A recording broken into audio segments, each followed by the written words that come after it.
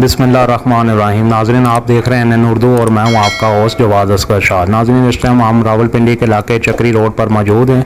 हर गुज़रते दिन के साथ बीमारियों में इजाफ़ा होता जा रहा है, जिसमें बहुत सारी बीमारियां हैं जिनका पहले ना कभी नाम सुना और अब आकर उनकी शिद्दत में भी इजाफ़ा होता जा रहा है, जैसे शुगर, ब्लड प्रेशर। पहले आमतौर के इसके बारे में कंसेप्ट था कि ये सिर्फ बुज़ुर्ग अफराद को होती है, लेकिन अब आके हम देखते हैं कि हर 5 साल से लेके और बुज़ुर्ग तक बंदा इसका शिकार है। इसके अलावा अगर बात की जाए तो एक टेंशन की बीमारी है, डिप्रेशन। इसकी तरफ इन मुल्कों में, पाकिस्तान जैसे मुल्कों में कोई ख़ास तवज्जो नहीं दी जाती थी। इसमें दो राय हमारे सामने आती है। एक राय वो है जो कहती है कि ये सिरे से कोई बीमारी है ही नहीं, और दूसरी एक वो राय है जो कहती है ज़हनी बीमारी अगर ये किसी को हो जाए तो वो बंदा पागल हो जाता है और उसकी बात को किसी किस्म की कोई अहमियत देने की ज़रूरत नहीं है। इसी सिलसिले में हमारे साथ मौजूद हैं सीना मेडिकल के CEO और रावलपिंडी के मारूफ मालिश डॉक्टर मोहम्मद इकबाल। हम इसी सिलसिले में इनसे बात करें। डॉक्टर साहब के ये गुज़श्ता 20 साल से आप तकरीबन यहाँ चक्री रोड पर फ़राइज़ अंजाम दे रहे हैं, तो अगर बात की जाए चक्री रोड और इसके गिरदो नवा में, तो कौन सी ऐसी कोई ख़ास बीमारी है, डिसीज़ है जो आम दूसरी जगहों से ज़्यादा यहाँ पे देखने में आती है? देखें, बाकी तो सारी तकरीबन कॉमन बीमारियां हैं, यहाँ पे भी हैं जिस तरह बाकी इलाकों में भी होती हैं, लेकिन जो पिछले कुछ टाइम में रिसर्च ने ये शो किया कि हमारे इस चक्री रोड के अंदर बहुत सारे लोगों के अंदर हेपेटाइटिस बी की बीमारी और हेपेटाइटिस बी और सी यानी हेपेटाइटिस की बीमारी बहुत ज़्यादा कॉमन हुई।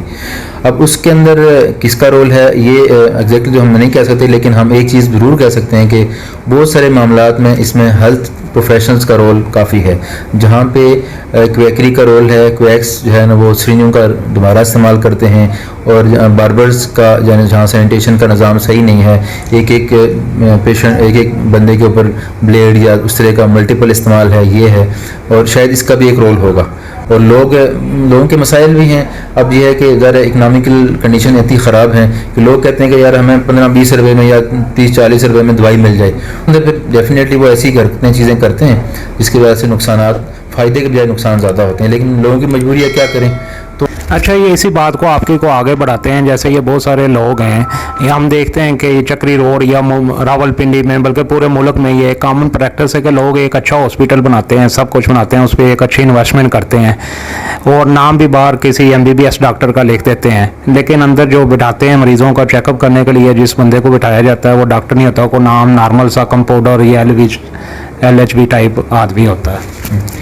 देखें, इसमें बात आपकी बिल्कुल सही है कि कहीं अक्सर यही है। उसके अंदर मेरा तो ख्याल ये है कि ये जो लोग काम करते हैं, एक तो ये कि इंसानियत के साथ जुल्म है, ठीक है। दूसरा ये कि लोगों के अंदर एक चीज़ अवेयरनेस होनी चाहिए कि जब हम अपनी हेल्थ के बारे में इतने कंसर्न नहीं होते कि जो भी दवाई देने वाला बंदा है, जो भी आपको लग रहा है कि ये टीका लगा देता है या कोई दवाई के नाम, इवन के दवाई के नाम लोग जानते हैं, लोग उनको डॉक्टर कहना शुरू कर देते हैं और वहाँ से ट्रीटमेंट भी लेना शुरू करते हैं। तो इसमें जनरल अवेयरनेस की बात भी है, लेकिन लोगों को अपने बारे में खुद भी सोचना चाहिए कि हम जिस बंदे के पास जा रहे हैं हम उस बारे में रिसर्च करें, उससे पूछें, ठीक है, कि वाकई में ये क्वालिफाइड बंदा है या इसको ये अथॉरिटी है कि हमें मेडिसिन दे कि नहीं दे। आप ये नहीं समझते किसी हद तक ये जो हमारे डॉक्टर साहबान हैं इनका भी कसूर है, क्योंकि ये जब लोग भारी भरकम फीसें पे करके जाते हैं और वो अक्सर एक शिकायत करते नज़र आते हैं कि उनकी पूरी बात भी नहीं सुनी गई और उन्होंने नुस्खा लिख के दे दिया है, जबकि इसके बिल्कुल बरक्स समाताई डॉक्टरों के पास जाते हैं, वो बात भी तसल्ली से सुनते हैं और दवाई भी कम कीमत लिख के देते हैं। तो इस बारे में आप क्या कहेंगे?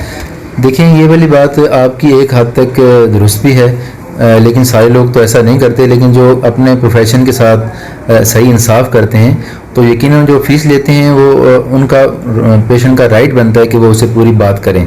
और अगर हम उन लोगों की बात करें जो कि बाहर के ममालिक से ट्रेन होकर आते हैं, या जिस तरह हमने कुछ ऐसी ट्रेनिंग की है जो कि यूरोपियन कंट्रीज़ की हैं, तो हमने उसमें देखा है कि उन्होंने बताया हमें कि जी आपने इतना टाइम पेशेंट को देना है, ठीक है, और उस पेशेंट की उस जो सिटिंग है उसके अंदर पूरे क्वेश्चंस का आंसर देना है, और वो लोग उस डॉक्टर को पास ही नहीं करते जब तक वो उस पेशेंट के कंसर्न को एड्रेस ना कर ले। तो वो तब कर लेता है जब पूरी की पूरी बात सुनेगा और उसको जवाब देगा, उसकी बीमारी के बारे में उसको बताएगा और उसके बाद उसकी बीमारी की जो ट्रीटमेंट है उसके साथ शेयर करेगा। तो ये जो है ये मेडिकल एथिक्स हैं और यकीनन हर डॉक्टर को पूरा करना चाहिए।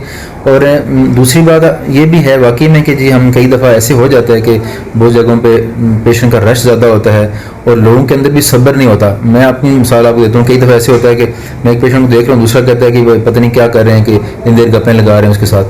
تو جب اپنی باری آتی ہے تو بندہ کہتا ہے جی نہیں مجھے زیادہ ٹائم دے دیں, دوسرے کے لیے ہم برداشت نہیں کرتے.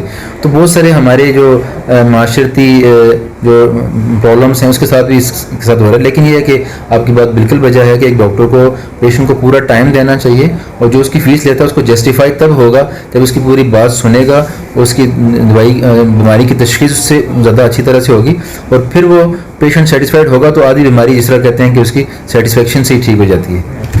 چلیں یہ آپ لوگ یا جو اچھے ڈاکٹر ہیں وہ باہر سے پڑھ کے آ جاتے ہیں, جو ہمارا ایک پیرامیڈیکل سٹاف ہوتا ہے, نرسز ہو گئی, اس میں اور بہت سارے لوگ ہوں گے, ان کی رویے کا بھی کافی شکایت نظر آتی ہے. تو ان کی کوئی تربیت کے حوالے سے یہاں پہ کوئی نظام موجود ہے پاکستان میں یا پنڈی میں کہ جو پہلے وہ کورس کریں اور انہیں ان چیزوں کے بارے میں بتایا جائے؟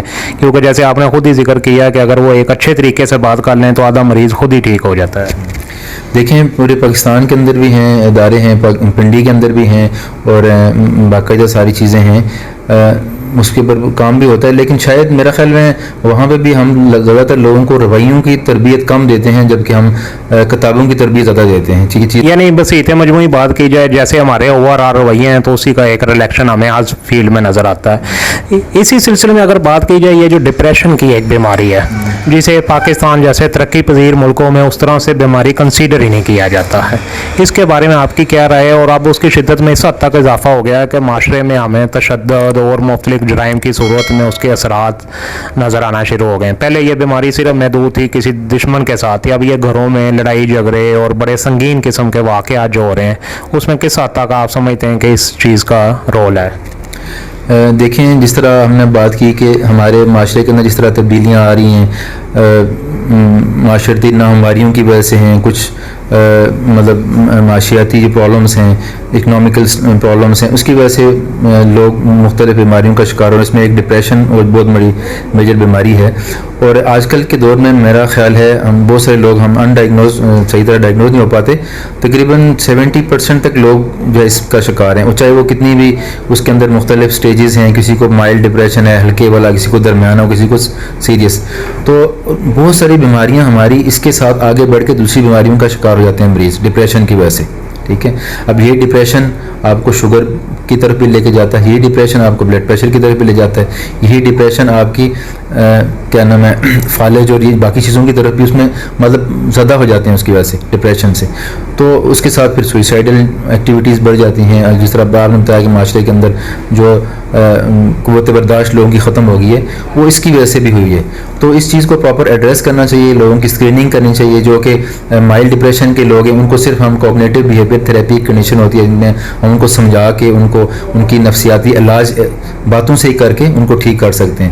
اب جو دوسرے اس سے آگے کے اسٹیپ پہ لوگ ہیں ان کو بھی ہم ہیلپ کر سکتے ہیں اسی طرح سے ان کو میڈیسن کے اوپر بھی. اور جو سیویئر قسم کے لوگ ہیں ان کو اسکرین کر کے ہم جو اس شعبے کے اسپیشلسٹ ہیں جو سائیکیٹرسٹ ہیں ان تک پہنچا کے ان کا ٹریٹمنٹ کرنا چاہیے. ناظرین آپ نے دیکھا ڈاکٹر اقبال صاحب کا, تو اس کے باوجود اگر آپ کے ذہن میں کوئی سوال ہو تو ہم ایک باقاعدہ سلسلہ وار پروگرام شروع کریں گے جس میں لائیو ڈاکٹر اقبال صاحب ہمارے ساتھ موجود ہوا کریں گے. اس حوالے سے کوئی بھی سوال آپ کے ذہن میں ابھی بھی کوئی آیا ہو یا اس ٹائم بھی آئے تو آپ لائیو کمنٹ کر کے ہم سے پوچھ سکتے ہیں.